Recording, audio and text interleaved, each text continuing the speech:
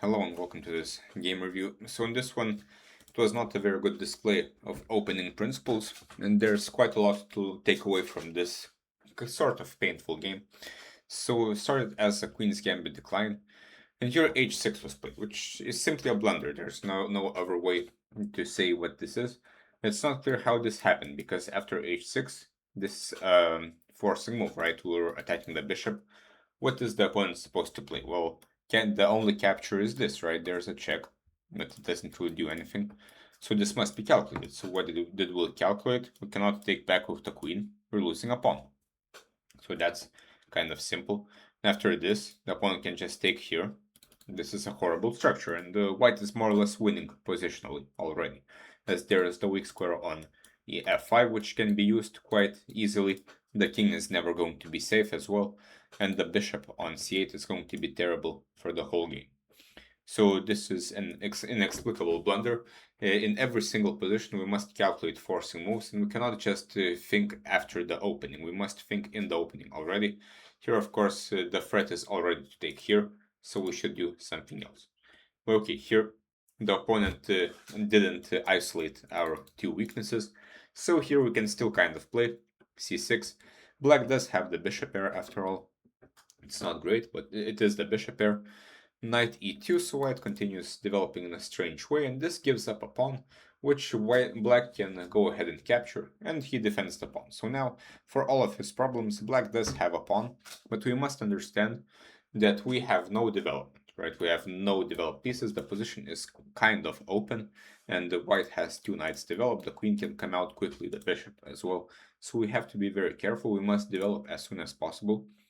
So after a4, and the pawn is attacked, we probably should push b4. f5 is another useful move, generally using our doubled pawns. And now the pawn on c4 is attacked, so we should probably do something about this, right? Because if we lose this pawn, then we will not really have any compensation for the terrible structure and no development. So here c3 had to be played, attacking the knight, playing very concretely. White will take, we will take back, he will move the knight. And now after queen a5 there is a threat of c2, so again white has to play something like this, and finally we can finish development. If we get c5 in, and bishop g7 moves like these, we will be more or less fine, as in some kind of endgame if the queens are exchanged, our king position will not be that unsafe. After c5, now we are again pushing pawns. Again, there are no developed pieces. And by move 11, we should have at least a few pieces developed. White is way ahead in development. We're way down. After queen f3, for example, this looks horrible. After queen d5, e4, white is now attacking us, opening up the position. The pawn count does not matter. After, for example, this, there's a threat of here. After this, white will continue developing. And for example, even rook d1.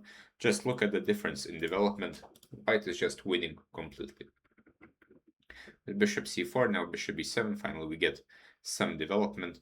And here knight d7 is played, which is the natural move, but unfortunately this more or less loses a pawn after d takes c5, because after taking here, knight b3, there are threats like knight a5 at some point, the bishop is attacked, this pin is eternal, so it is very, very difficult.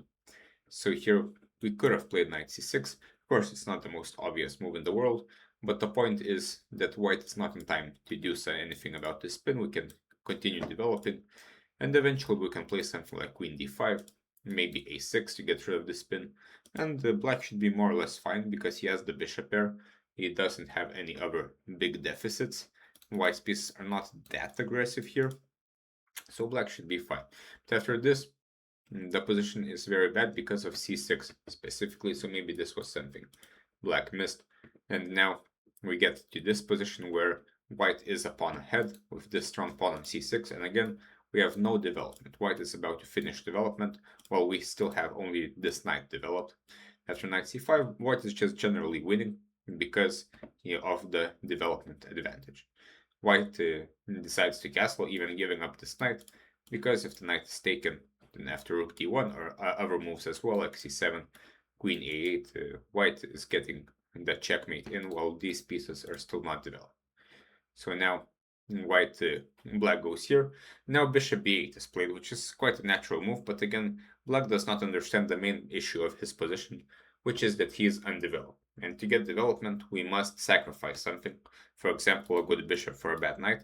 But what we are gaining is time. Now it's black to move again, which is very good for us because we can castle.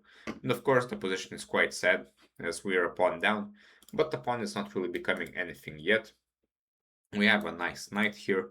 The rook and queen can block the c-pawn, and the black is kind of surviving, though of course white should be winning. But after this, white continues to attack us. Well, b3 is a bit slow, but okay. Rook d1, queen f6, and now, if we think about it, there was no point of keeping this bishop. And from here, white found a way to win the game. And after knight e4, the pawn is taken. Now we have more problems, which is the weak king, as well as this passed pawn. Black takes the passed pawn, but unfortunately after rook d4, there are new problems. This bishop is useless, and the game is more or less over.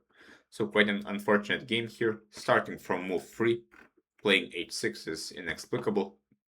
We cannot miscalculate something like bishop takes f6. This should be quite clear that this is a very bad structure. The bishop pair does not compensate. And here we have a very weak king and two isolated and doubled pawns.